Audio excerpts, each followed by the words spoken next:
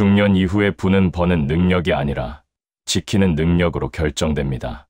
돈이 모이지 않고 자꾸 새어나가는 것 같다면 여러분 잘못이 아닙니다. 한국의 경제 구조 자체가 완전히 바뀌고 있기 때문입니다. 안녕하세요. 들을수록 돈이 들어오고 구독하면 운이 좋아지는 천사부동산입니다. 오늘은 중년층이라면 반드시 알아야 하는 저성장, 고물가, 환율, 부동산 흐름의 진실을 한 번에 정리해 드립니다. 한국 경제는 2025년부터 본격적으로 저성장 국면에 들어갑니다. 일본과 유럽이 이미 겪었던 흐름 그대로입니다. 그 이유는 단 하나입니다. 생산연령 인구, 그러니까 15세에서 64세 사이 인구가 급격하게 줄어들기 때문입니다. 사람이 줄면 소비도 줄고 일하는 인구도 줄고 경제의 엔진 자체가 약해집니다. 이 흐름은 그냥 경기 침체가 왔다 정도의 문제가 아닙니다. 앞으로는 1% 성장만 해도 한국 잘하고 있다라고 평가해야 할 시대가 시작된 것입니다. 과거에는 시간이 해결해 주던 문제들이 이제는 시간이 지나도 해결되지 않습니다. 집값도 마찬가지입니다. 기다리면 오른다는 공식은 이제 더 이상 통하지 않습니다. 구조 자체가 바뀌었기 때문입니다. 40대에서 60대가 젊을 때 누렸던 시대는 값싼 노동, 값싼 물류, 값싼 원자재 덕분에 물가가 안정적이던 시대였습니다. 그런데 지금은 전혀 다릅니다. 미국과 중국 갈등, 국가마다 자원 무기화, 공급망 붕괴, 관세 경쟁. 이 변화 때문에 인플레이션은 잠깐이 아니라 상시적으로 이어집니다. 세계화가 끝난 겁니다. 그리고 세계화가 끝나면서 우리가 당연하게 누렸던 안정과 풍요도 끝났습니다. 그래서 중년층이 느끼는 건 이겁니다. 왜 이렇게 물가가 미친 듯이 오르지? 통장 잔고는 그대로인데 지출은 2배야. 예전엔 이 돈으로 충분했는데. 이건 개인의 문제가 아닙니다. 세계 질서가 바뀐 결과입니다. 중년층이 가장 먼저 타격을 받는 이유는 소득이 고정되어 있기 때문입니다. 젊은 세대는 아직 소득을 늘릴 여지가 있지만 중년 이후에는 소득은 정체되고 물가만 오릅니다. 이 격차가 은퇴 자금을 빠르게 갉아먹습니다. 여러분이 잘못 산 게 아니라 시대가 갑자기 바뀐 겁니다. 한국은 공식 물가 지표의 집값을 아예 빼버린 나라입니다.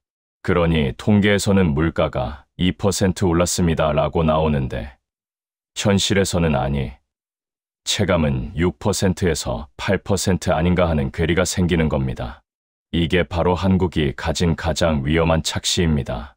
정부와 중앙은행은 공식 물가가 낮으니 괜찮다고 판단하고 돈을 계속 풀었습니다.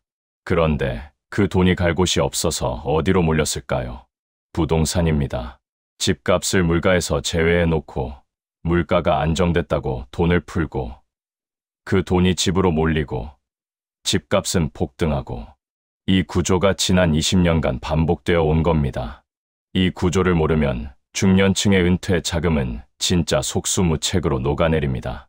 왜냐하면 집값은 통계에 안 잡히니까 정부는 괜찮다고 하는데 정작 중년층은 집도 비싸고 생활비도 비싸고 둘 다 감당해야 하는 상황에 놓이는 겁니다. 여기서 흐름을 모르면 은퇴 후가 무너집니다. 많은 분들이 이렇게 믿습니다. 물가가 오르면 집값도 오른다. 하지만 이건 절반만 맞고 절반은 틀린 말입니다. 전문가들의 설명 핵심은 이거였습니다. 센 인플레는 부동산의 친구가 아니라 독입니다. 센 인플레가 오면 금리가 폭등하고 대출자가 타격을 입으며 부동산은 직격탄을 맞습니다. 왜 그럴까요? 인플레이션이 심해지면 중앙은행은 금리를 올릴 수밖에 없습니다. 금리가 오르면 대출 이자가 늘어납니다. 그러면 집을 사려던 사람들은 대출을 받기 어려워지고 이미 집을 산 사람들은 이자 부담 때문에 집을 팔게 됩니다. 결국 수요는 줄고 공급은 늘어나면서 집값은 떨어집니다. 정말 부동산이 오르는 구간은 마일드 인플레, 그러니까 2% 내외입니다. 이 정도 물가 상승은 경제에 활력을 주면서도 금리를 급격하게 올리지 않아도 되는 적정 수준입니다. 이때 부동산은 천천히 그리고 안정적으로 오릅니다. 지금처럼 공급망 혼란, 에너지 가격 폭등, 기후 리스크, 환율 급등. 이런 하드 인플레 구간은 절대 부동산 상승 구간이 아닙니다. 오히려 부동산이 가장 위험한 구간입니다. 그런데 10명 중 8명은 이 원리를 모릅니다. 그냥 물가 오르니까 집 사야지 하고 덤빕니다. 그리고 가장 비싼 구간에서 집을 사고 금리 폭탄을 맞고 결국 손해를 보게 됩니다. 중년층은 이 타이밍을 절대 놓쳐서는 안 됩니다. 왜냐하면 젊은 세대는 다시 일어설 시간이 있지만 중년 이후에는 한번 잘못된 투자가 회복 불가능한 타격이 되기 때문입니다. 지금은 조용히 그러나 정확하게 움직여야 합니다. 전문가가 가장 강하게 말한 부분입니다. 한국 부동산의 진짜 브레이크는 금리가 아니라 환율이다. 원화가 계속 약해지면 한국은 돈을 더 풀 수 없습니다. 왜 그럴까요? 원화가 약해지면 수입 물가가 오릅니다. 기름값, 식료품 값, 원자재 값이 다 오릅니다. 그러면 인플레이션이 심해집니다. 인플레이션이 심해지면 중앙은행은 금리를 올려야 합니다. 금리를 올리면 경기는 더 안 좋아집니다. 결국 원화 약세 상황에서는 돈을 더 풀 수가 없는 겁니다.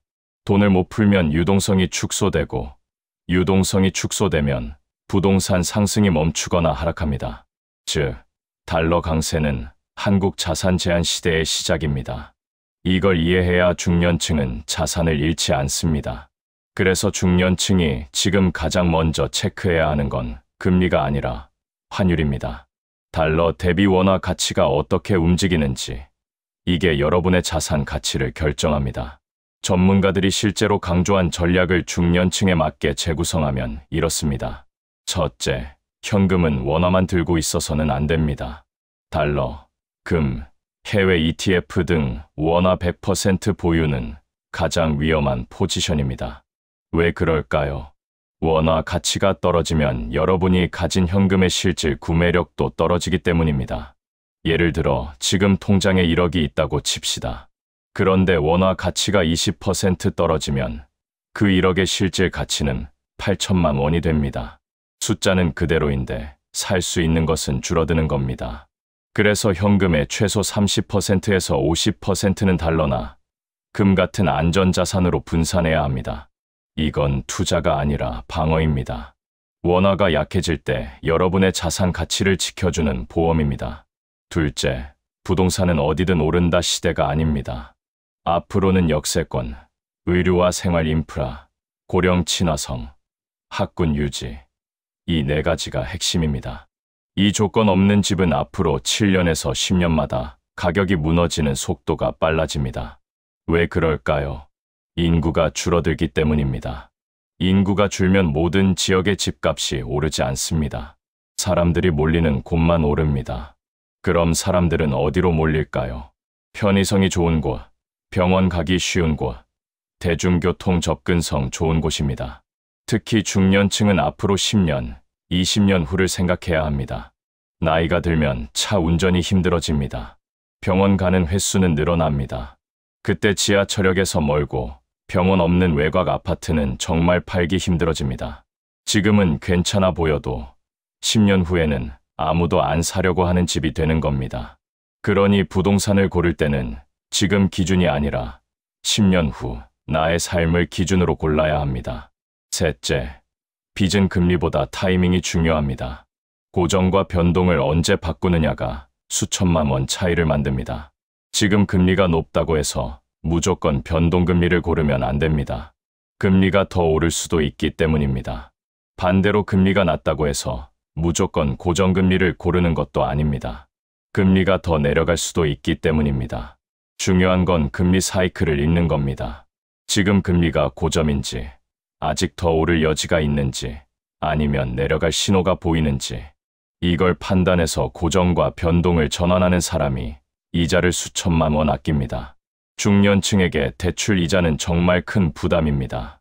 소득은 정해져 있는데 이자가 늘어나면 생활비를 줄일 수밖에 없습니다. 그러니 대출은 반드시 구간 관리를 해야 합니다. 넷째, 포트폴리오에서 리스크 관리가 최우선입니다. 중년의 자산은 공격이 아니라 방어가 핵심입니다. 한번 크게 잃으면 회복이 오래 걸립니다. 젊은 세대는 주식에 몰빵해도 괜찮습니다. 잃어도 다시 벌 시간이 있으니까요. 하지만 중년층은 다릅니다. 지금 가진 자산이 은퇴 후 20년, 30년을 버텨야 하는 전 재산입니다. 그러니 절대 한 곳에 몰빵하면 안 됩니다. 주식, 부동산, 달러, 금, 채권 이렇게 분산해야 합니다. 한 가지가 무너져도 다른 자산이 받쳐주는 구조를 만들어야 합니다. 특히 중년층은 안전자산 비중을 최소 30%는 가져가야 합니다. 금이나 달러, 단기 채권 같은 자산 말입니다. 이게 위기 상황에서 여러분을 지켜줍니다. 여러분 잘못이 아닙니다. 여러분의 삶이 바뀐 것도 아닙니다. 세상이 바뀐 것입니다. 과거에는 월급 모아서 집 사고, 집값 오르고, 노후 준비 끝이었습니다. 하지만 지금은 그 공식이 안 통합니다. 구조가 바뀌었기 때문입니다. 지금 필요한 건 조급한 투자도, 무모한 도전도 아닙니다. 흐름을 읽는 것, 지키는 구조를 만드는 것, 위험한 착각에서 벗어나는 것. 이 세 가지만 알아도 중년층의 자산은 무너지지 않습니다. 중년의 부는 공격이 아니라 방어에서 결정됩니다. 얼마를 버느냐가 아니라 얼마를 지키느냐가 중요합니다. 그리고 지키는 사람이 결국 더 많이 가지게 됩니다. 천사부동산은 당신의 자산을 지키고 늘려줄 핵심 정보를 매일 전해드리겠습니다. 댓글로 확언해 주세요. 나는 흐름을 정확히 읽고 내 자산을 지켜낸다. 감사합니다.